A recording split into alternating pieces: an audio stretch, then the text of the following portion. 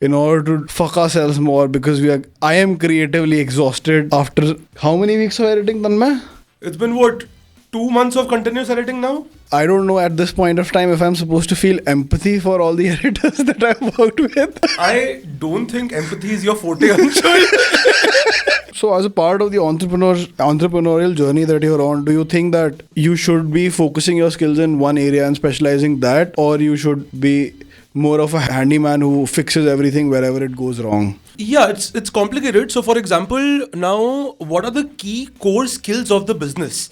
Now, are there the founding partners or the main people involved in the team? Do at least each of them are highly specialized in that key skill? You just can't get the best work out of someone unless you know that work yourself. So I think now we are approaching the second part quickly, that we'll be working more on optimizing the processes rather than optimizing the skill that much.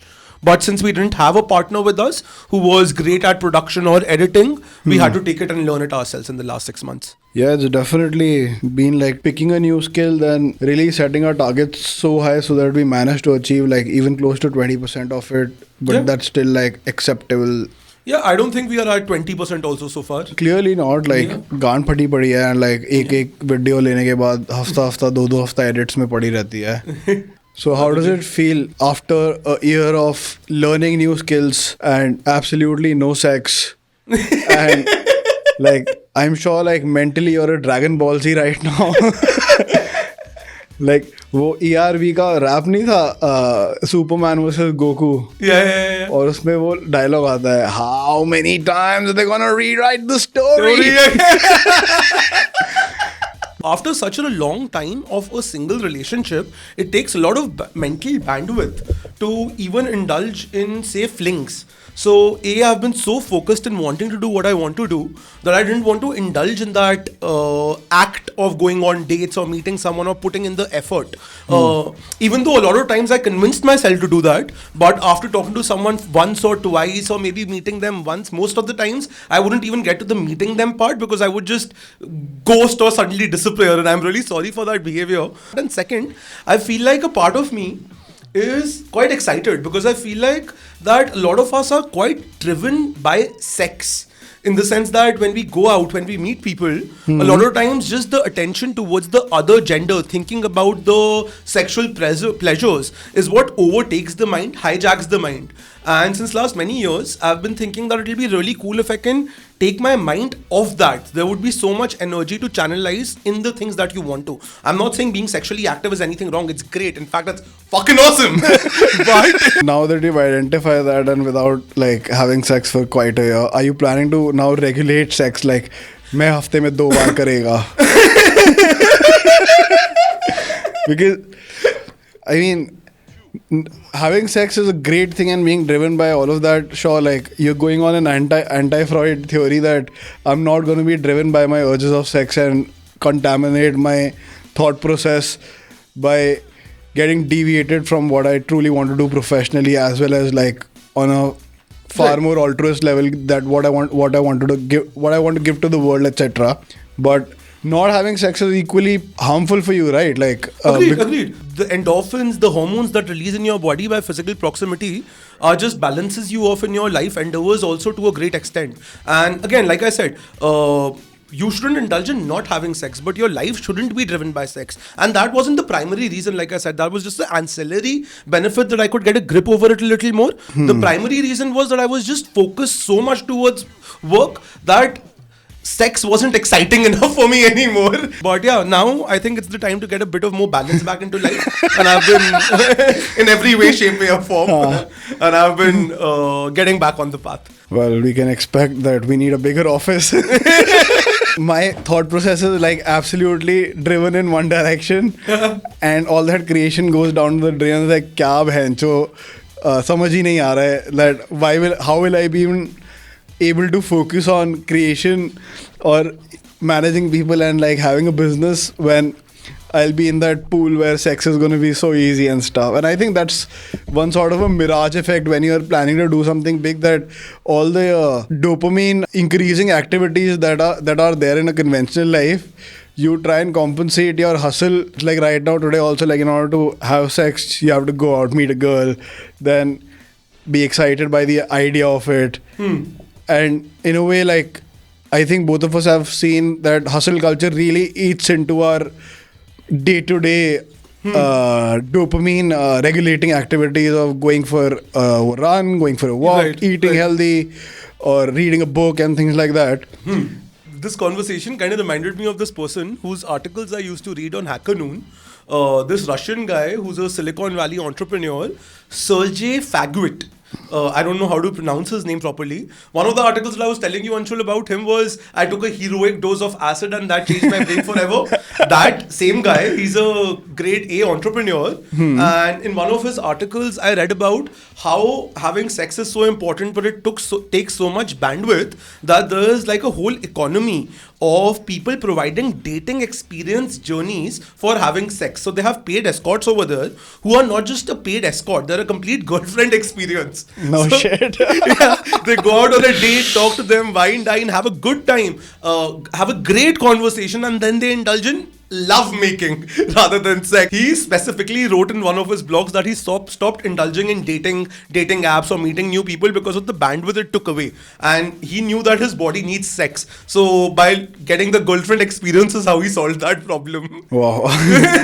You would really find it fascinating to read that. You would really like it. Is it absolutely necessary to learn something from this? Not necessarily. To each their own, man. In the past, I've experimented enough with sex that I don't have that what are the ifs and buts of what are the possibilities. So that part of me is satisfied. And also in the last 1 year, I've gained an enormous amount of mental control over my own hormones. So now I think when I'll be indulging back into it or having more fun in life, it'll be a lot easier to control my own urges and maneuver my own productivity around it. So that's kind of been my learning, that how do you regulate this beast better? The beast, you mean like you? No shit, this is turning into a sex podcast rather than a hustle. Or it's sex from the perspective of coming in between or making your hustle better, right? Oh, I think a great degree of hustle starts when you stop getting good sex in life. Like, by good, I don't mean like action-wise good, like the entire sphere where it's emotionally satisfying, it's physically satisfying, and like all the parallels that come with sex are also being fulfilled by the act with either a single person or other people, whatever your preferences are. In the are. longer scheme of things, definitely. But in shorter spans, sometimes passion oversees every other need or urge so much that sometimes you don't need anything to be going. Well, definitely looking forward to the date that I'm going on later in the day. Are you going to edit this part out or keep it here? I'm gonna take out a reel from it and put it right now. Dropping not so subtle hints everywhere. Anshul Chaudhary, ladies and gentlemen. I think I'm very unashamed about like the way I'm leading life, and I'm fairly transparent with everybody and anybody. I agree. Beshram banda hai tu. And that's the way how I like it, man. I would like my partner to be that way, man. What about the fact that being so saturated with the processes of content creation and everything that now we have to sit down and have a normal conversation like friends in front of a bloody camera? Like, do you see that? See, I think that's the journey that we have decided to take. Your entrepreneurship or starting a brand of your own or doing something like that is something that's obsession. You have to breathe, live, die that. Unfortunately, that's not the most balanced way of living, but also at the same time, the stark reality of life is that it's very difficult to achieve those overarching missions or goals in life without putting yourself in a state where you're living, breathing, thinking, and just existing with that product or that creation that you're trying to make. अभी meta level पे जो hustle चली गई है, a great degree of hustlers right now are busy, preaching the principles of hustle. That it's about doing the grunt work, it's about doing the grind work, and majority of their professional time that they give on a day-to-day basis is just talking about the hustle rather than hustling themselves. Yeah, because talking about hustling has become an industry of its own, right? Well, we have Andrew Tate, Logan Paul regularly pumping in whatever power words in their reels, in their videos. I might not agree with some or a lot of them. That's different, but irrespective, these guys have put in a lot of hustle too. The names that you took, it's not just them talking about hustle. I think these guys have put in a lot of hustle too.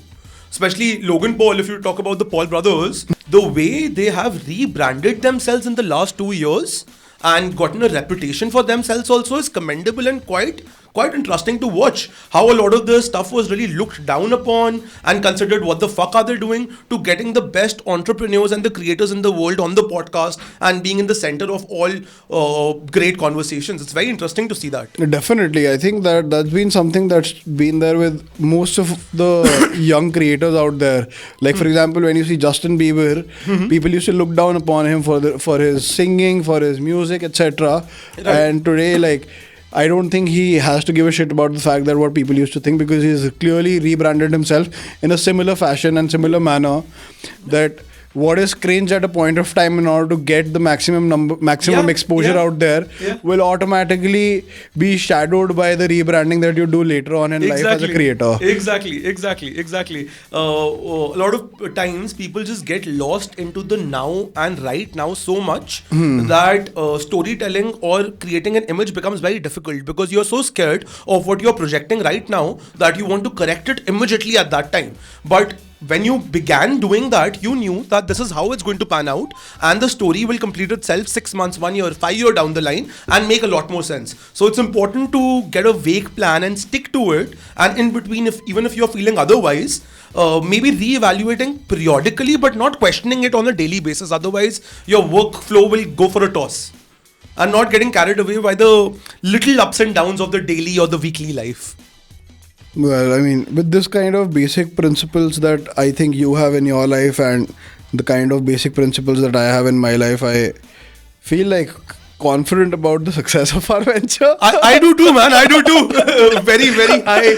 The confidence is all the way up. Yeah. Nothing can stop me. I'm all the way up. But the creators that I am currently considering as my friends right now is not anybody that I am working with or I am in touch with. It's more like Nicholas Crystal मेरे को अपना better दोस्त लग रहा है, Andreas Hem मेरे को अपना better दोस्त लग रहा है, या मेरे को Hillier Smith better दोस्त लग रहा है अपना. Like, I am, like, this is my ecosystem right now. Call it a fucking delusional world that I'm living in, but I am better friends with these people than anybody that I'm currently having on my WhatsApp. Yeah, right? I get it, man. Whenever I look at Colin and Sameer, I have gotten so attached to them that instead of Colin and Sameer, I think Colin, Sameer and Tanmay. It's a trio. It's not two people anymore. They're a part of me. I'm a part of them.